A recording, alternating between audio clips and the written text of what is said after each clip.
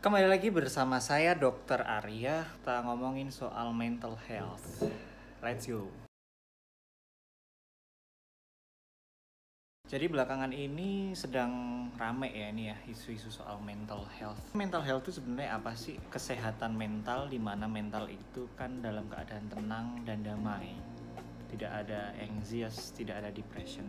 Karena sebenarnya implikasi dari mental health sendiri akan sangat berpengaruh bagi kesehatan secara keseluruhan. Bahwa mental health itu hanya akan mempengaruhi orang nggak bisa tidur dan lain-lain ya. Cuma mental health akan sangat berpengaruh bagi keluhan-keluhan yang bisa timbul, seperti sakit kepala, susah tidur, sakit perut tuh, asam lambung tuh bisa berpengaruh. Malas ngapa-ngapain, lemes, itu juga termasuk pengaruh secara langsung dari kesehatan mental yang kurang baik.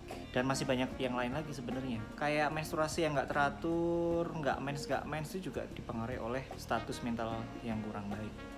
Terus kenapa sih harus ngomongin soal ini? Bukan hanya karena Deddy Corbuzier sama Luna Maya yang kena bully netizen gara-gara bahas soal mental health. Cuma karena memang hal ini jadi permasalahan yang tidak terlihat, tapi sebetulnya itu sangat menjadi masalah yang pelik untuk ditangani. Kalau mau ngomongin soal data, mau ngambil data dari Indonesia agak susah, jadi saya ngambil datanya dari Amerika ya. Ngambil datanya dari suicide rate atau bunuh diri, persentase bunuh diri di kalangan remaja. Di umur 15-19 tahun, permasalahan bunuh diri ini meningkat sekitar 70% dari semua populasi di US. Terus self harm di umur 10-14 tahun itu meningkat hampir 200%, yaitu 189%. Dan ini semuanya meningkat dari tahun 2009. Kenapa coba?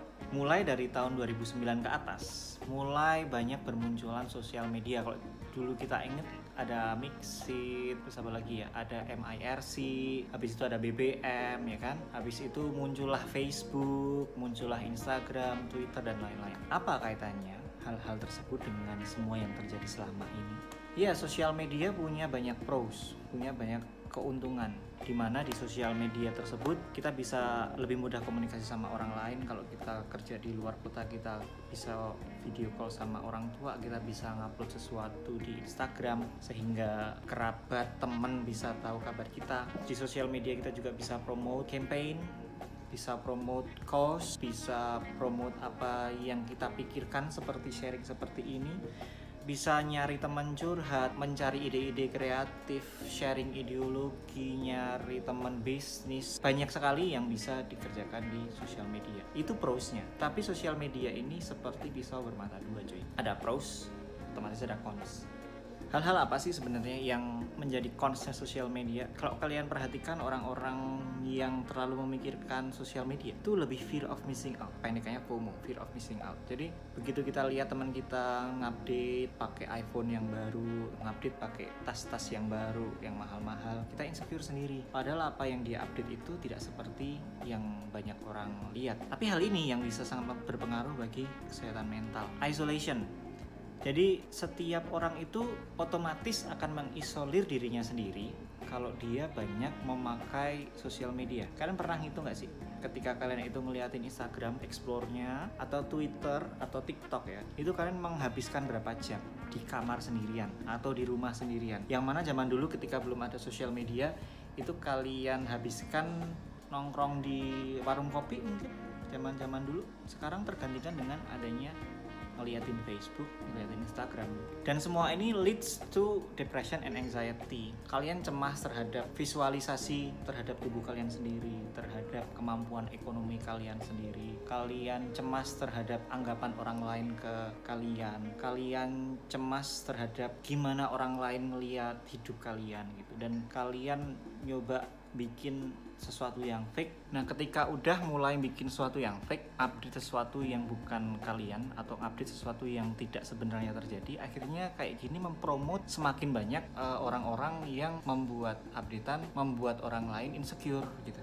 Jangan salah loh, orang-orang yang punya kayak followers banyak di IG, di Twitter, itu apakah itu menjamin mereka tidak lonely? Pada studi-studi yang terjadi justru memang orang yang menggunakan sosial media berlebihan itu mempromot mereka atau membuat mereka jadi merasa lonely, jadi merasa kesepian. Akhirnya pun fungsi dari yang harusnya tadi fungsi positif dari sosial media yang bikin kita bisa connect sama orang-orang lain malah justru menjadi kebalikan, bikin kita jadi merasa lonely.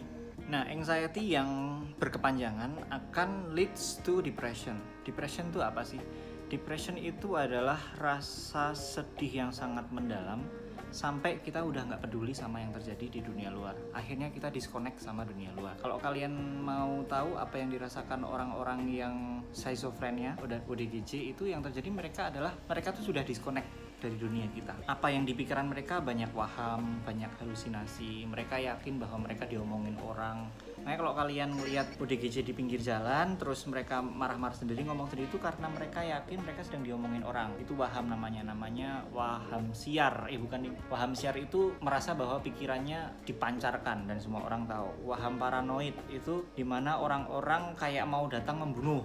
Waham paranoid, dan masih banyak waham yang lain. Anxiety yang berkepanjangan itu bisa leads to depression, dan depression bisa leads to schizophrenia, dan schizophrenia nanti modelnya banyak schizophrenia. Nah, dampak buruk dari sosial media juga apa? Kita tahu kan Indonesia dinobatkan menjadi negara paling toksik ya netizennya ya di ASEAN, bahkan kalau mungkin sekarang di seluruh dunia. Nah, sebenarnya cyberbullying seperti ini tidak bisa dibanggakan karena memang cyberbullying seperti ini juga sangat berkaitan dengan mental health. Kalau kalian emang sensitif dengan isu mental health, kalau kalian keluar nggak terima bahwa si Deddy Corbuzier Luna Maya itu ngomongin mental health di peserta seperti itu, harusnya kalian juga nggak cyberbullying dong. Kalian nggak ikut ngelabrak di sosial media dong. Nah, apa sih tanda-tandanya kalau kalian mulai terkena dampak negatif dari sosial media? 1, kalian men-spend atau kalian menghabiskan waktu lebih banyak di sosial media daripada di dunia nyata ya. Kalau kalian sudah nggak nyaman komunikasi sama orang lain secara langsung dan kalian hanya nyaman dan bisa ngomong secara virtual, hal ini harus menjadi alarm buat kalian sendiri. Terus ketika kalian suka meng-compare, suka banding-bandingin apa yang kalian punya, gimana bentuk tubuh kalian, gimana kekuatan ekonomi kalian dibandingkan orang-orang yang ada di sosial media. Ingat bahwa yang mereka posting itu tidak selalu yang seperti itu. Yang mereka posting tidak selalu yang mereka rasakan. Orang cenderung memposting di sosial media itu yang baik-baik. Jarang orang yang posting yang jelek-jelek di sosial media ya kan. Lalu tanda selanjutnya, kalian mengalami cyberbullying. Kalian diserang netizen atau pengalaman yang gak enak yang saya rasakan belakangan ini. Ketika saya habis nikah, istri saya langsung hamil. Banyak tuh yang berspekulasi tuh kayak apa hamil duluan dan lain-lain. Kalau kalian sampai kayak gitu bikin kepikiran, nah itu juga bisa jadi tanda-tanda kalau sosial media udah mengganggu kalian. Menjadi terganggu.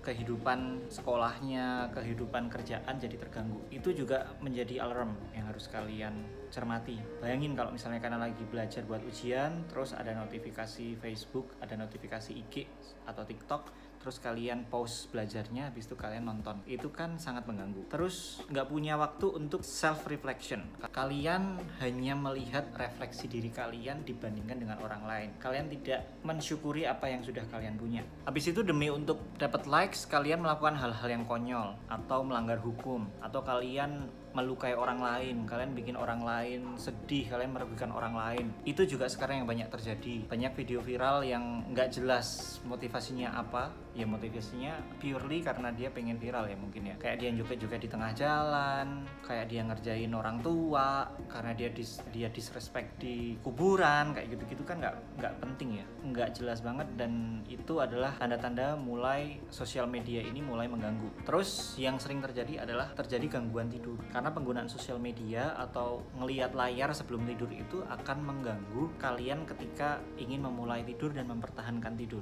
Apalagi kalau udah terjadi anxiety atau depression, itu juga akan sangat mengganggu tidur. Nah itu tuh alarm-alarmnya yang perlu kalian perhatikan. Tips-tips gimana cara menangani ini kayaknya enaknya kita bahas di video selanjutnya biar nggak terlalu panjang. Oke, see you in the next video. Thank you. Jangan lupa like, comment, and subscribe. Oke, ciao.